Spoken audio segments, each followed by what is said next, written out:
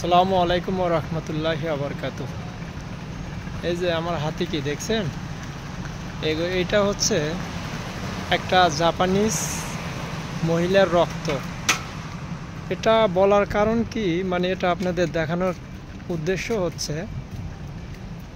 আমি একটু আগে রাস্তা দিয়ে যাচ্ছিলাম, দেখেন আজকে অনেক বৃষ্টি হয়েছে। তো এই বৃষ্টির মাঝে একটা জাপানিজ মহিলা পড়ে গেছে। এখন পড়ে যাওয়ার পর মানে সাথে সাথে অটোমেটিক দেখি ওনার মাথা দিয়ে রক্ত বের হচ্ছে। এখন রক্ত বের হওয়ার সময় মানে ওনার হাজব্যান্ড কিন্তু ওনার পাশে ছিল। ওনার হাজব্যান্ড কি বলতেছে, আমাকে ধরো না, মানে রক্ত দেখে।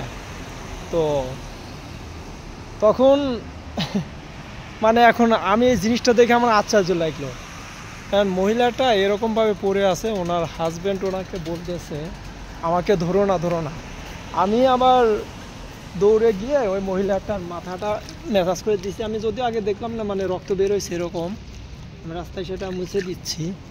আর আমার এটা ভেবে অনেক অবাক লাগছে, একজন স্ত্রী তার মাথা ফেটে অনেক রক্ত বেরোচ্ছে, হাজব্যান্ড বলতেছে আমাকে ধরো না।